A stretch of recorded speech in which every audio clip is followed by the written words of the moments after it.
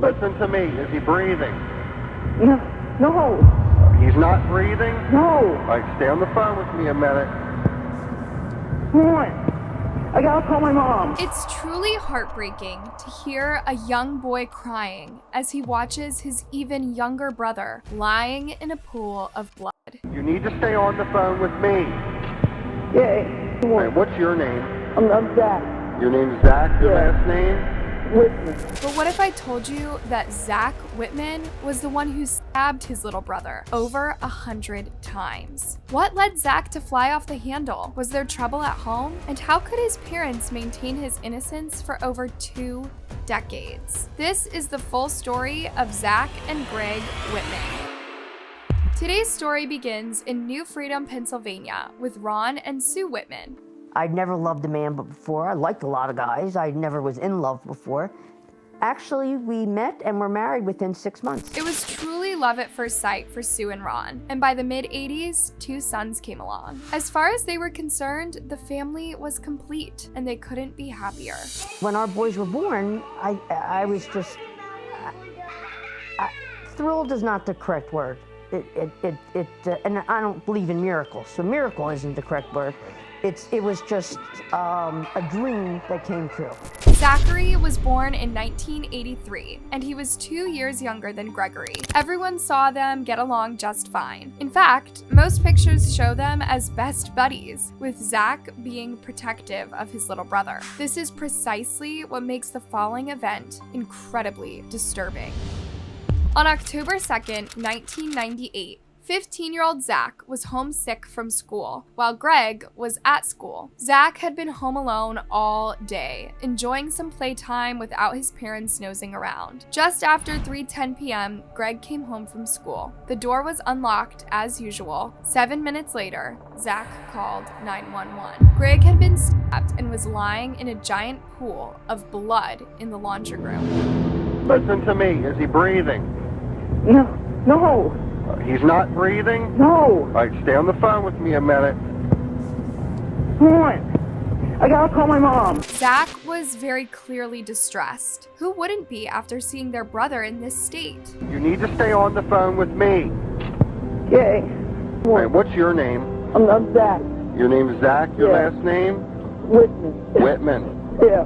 I gotta call my mom. She's at work. Just before hanging up with Zach, the dispatcher wanted to make sure the attacker was no longer inside the house. Sure there's nobody else around? I don't see anyone. I don't see anyone. I didn't look. I don't want to look. I don't want to look. Listen to me a minute. Okay, you say you were upstairs and you heard a bang and that's it. Not a bang. It's Not like, a bang, you heard a like- loud like- noise. Yeah, just like suffering almost, like knuckling around. Yeah, and then I come downstairs and the door's cracked and just lying there. Just lying there. Within 10 minutes, the police and paramedics were at the scene. Zach was still screaming that he needed to call his mom. Why hadn't he done so already? The whole house was something out of a horror movie. There were blood marks in the hallway and a bloody trail all the way to the laundry room. He actually collapsed here, then somehow he was picked up, thrown into this table. This table had blood on it, table broke. Blood was splattered on the walls, and the worst sight of all was in the laundry room. Greg had been stabbed 104 times. His neck was almost cut off.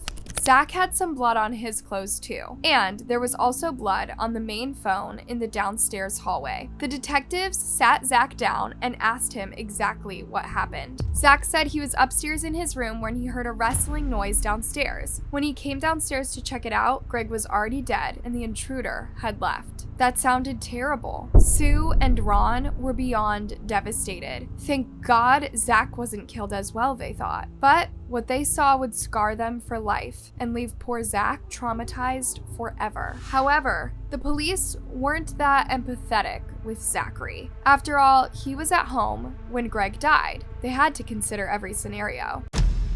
Around midnight, after the discovery of Greg's body, the police sprayed luminol throughout the Whitmans' home. This is a chemical that reacts to blood, even blood that was cleaned. Guess what? The police uncovered a blood trail all the way to the first floor of the house. Another trail led to the back door, and when the police opened the door to the back garden, they found lots of luminol marks around a mound of dirt next to the hot tub. So the forensic team proceeded to dig, and lo and behold, there was a pair of soccer gloves and a penknife buried in the garden. Needless to say, the penknife matched Greg's wounds. 65 of those were stabs in his neck. It was a gruesome picture that showed a frenzied attack. The police were sure Greg had died at his older brother's hands. Their scenario went as follows. Zach ambushed his brother in the hallway right after he got home from school. Zach was waiting behind Greg as he knew when he got home, and he attacked him before he could figure out what was happening. Then Zach threw Greg at the foyer table and broke it. Then he carried him through the dining room and the kitchen all the way to the laundry room. That's when he stabbed him some more. That's when he ran to the back of the house and buried his gloves and knife in the garden. The evidence was overwhelming. 8 days after the murder, he was charged with first-degree murder and put in county jail. Here's where the case gets complicated. The story might have looked simple to the police, but Sue and Ron Whitman did everything in their power to prove their son was innocent. They just couldn't believe that Zach, who had been so friendly and protective of little Greg, would do this to him. He didn't exhibit any signs of mental health issues, they said. The police picked him as a scapegoat because they were too lazy to find the actual killer.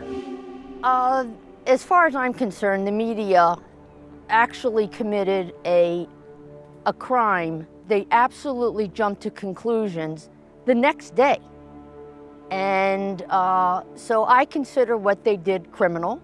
They contributed to the fact that my family, mostly my children, my husband, my relatives, lives were ruined.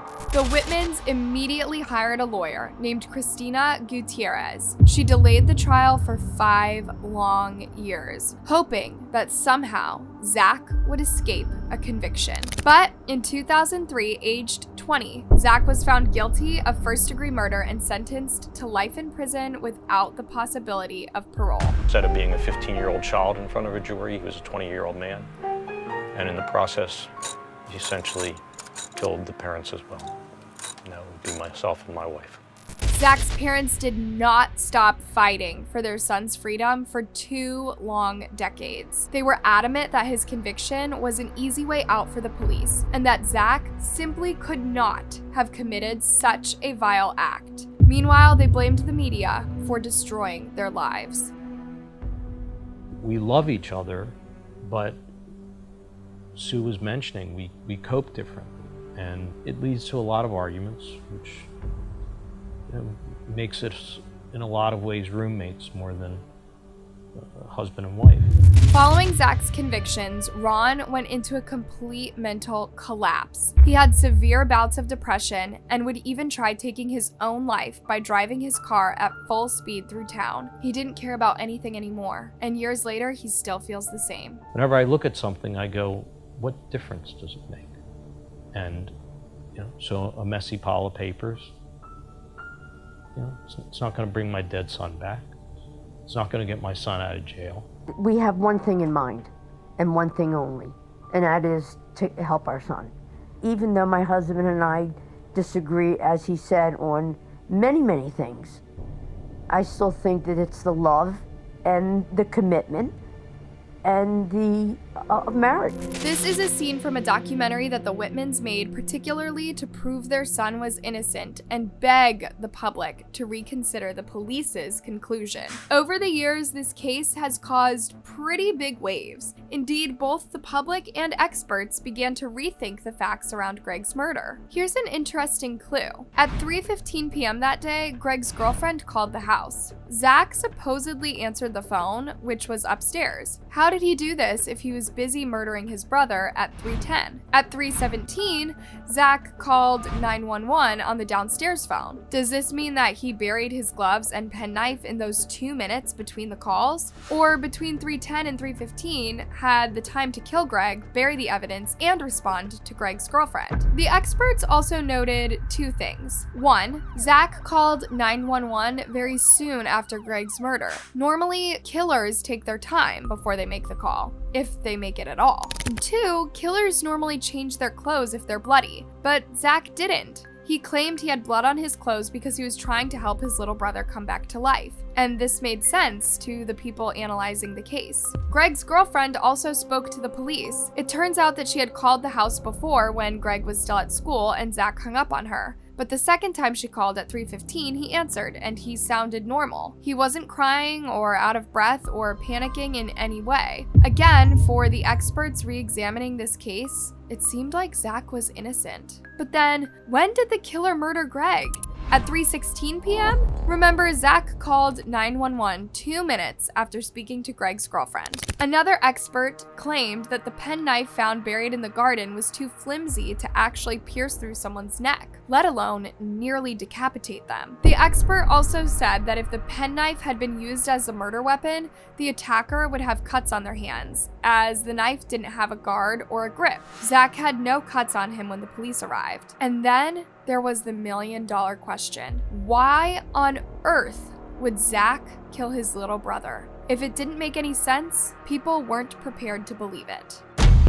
In 2018, there was a huge change in the case. You see, it had become unconstitutional to sentence a minor to life in prison without the possibility of parole. And even though Zach was 20 at the time of his conviction, he was 15 at the time of the murder. Also, Zach's new attorney discovered that his previous defense attorney, Cristina Gutierrez, had failed to tell Zach about a plea offer made by the prosecutors before the first trial began. So the judge had to dismiss the original sentence. His case was dropped, and there was a hearing for a resentencing. 2 decades after murdering his brother, Zach finally owed up to it. He told the judge, "Yes, I can say I killed my brother by something." Zach revealed the full story, and the motive is pretty outrageous. That day, while Greg was at school, Greg's girlfriend called the Whitman home. Zach didn't want to talk to her, so he hung up on her. When Greg got home, he asked about the call, and Zach blatantly told him he'd hung up. Greg got angry, and the conflict quickly escalated. Zach lost all control. He went and grabbed the gloves and the penknife and stabbed his brother to death. Indeed, it was Zach that attacked Greg and threw him at the table. When Greg ran into the laundry room to escape, Zach followed and stabbed him until he nearly decapitated him. Then he buried the evidence and called 911. It's unclear when he spoke to Greg's girlfriend and made everything seem normal, but the call only lasted a few seconds. As a part of a plea deal, Zach pleaded guilty to third-degree murder on February 8th, 2018. He was sentenced to a minimum of 15 years and a maximum of 40 years in prison. But he'd already spent 20 years in prison. So, in 2019, Zachary was granted parole at the age of 36. Late this afternoon, a state board granted parole for Zach Whitman, a man who confessed to killing his brother in 1998. According to People, the Whitman parents still believe their son was innocent, even after their son confessed to the murder. Are they simply unable to accept the sad reality of their family? Would facing reality destroy them even further? And what will Zach's life be like from now on? Is he still a danger to society, or has he had the time to treat his issues and start fresh? Thanks for watching, you guys. What are your thoughts on this case? Let me know in the comments, and make sure to hit those like and subscribe buttons before you go. See you next time, and stay safe.